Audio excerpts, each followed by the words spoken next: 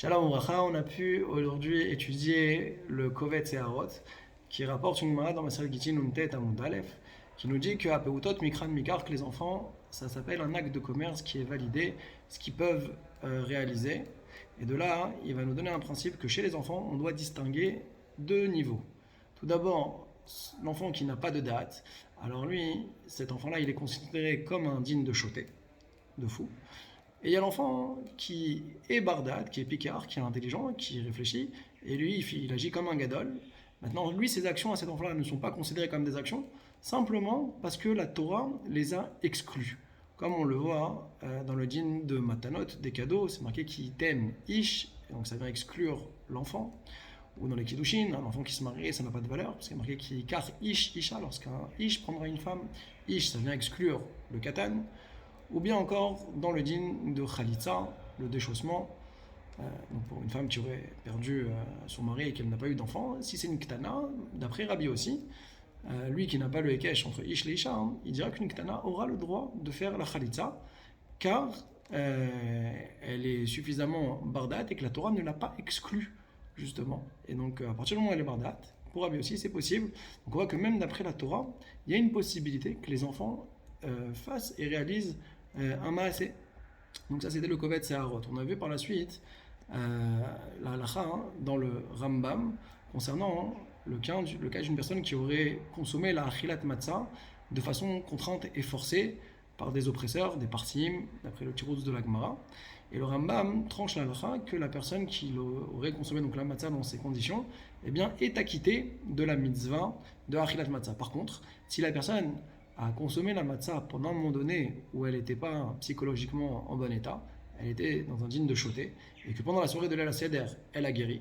Alors à ce moment-là, le Rambam dit que ce qu'il a consommé à ce moment-là n'a pas de valeur d'achilat matzah et devra consommer à nouveau kazaït matzah. Sur ça, le Maggid Mishneh vient et rapporte la halakha du Rambam et dit que tout ce que le Rambam il a dit qu'on a acquitté quand on a été contraint et forcé, ça, c'est uniquement si la personne avait conscience qu'on était le soir de la Seder de Pessah.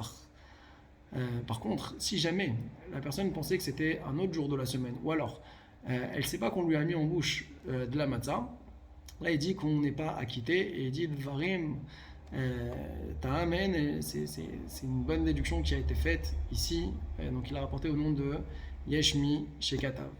Eh bien, partant de cette halakha-là, le Avnei Nezer va vouloir répondre à la question concernant l'enfant qui est devenu bar mitzvah pendant Sfirat HaOmer.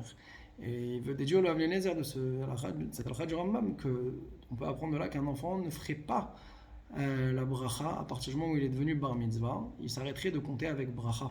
Pour quelle raison? Parce que tu vois que de cette mara, tu peux déduire et apprendre que tout ce qu'on fait comme mitzvot lorsqu'on n'est pas tour de la mitzvah, comme le choté qui n'était pas tour de la chilat matzah, eh bien n'a pas une valeur de mitzvah. Et la preuve, c'est qu'il doit recommencer à manger. Et donc, Oazin, pour le katan, tout le comptage qu'il a fait au préalable n'a pas de valeur de mitzvah. Et donc, en fin de compte, c'est comme s'il commençait en plein milieu de la Sfirat HaOmer. Et donc, la mitzvah n'est pas validée, donc il ne pourra pas continuer avec bracha. Le Avnei Nezer, dans son commentaire, va également ramener le Touré Even, le Shagatarié, qui au départ va vouloir faire une distinction entre le katan et le djinn de choté de Achilat Matzah.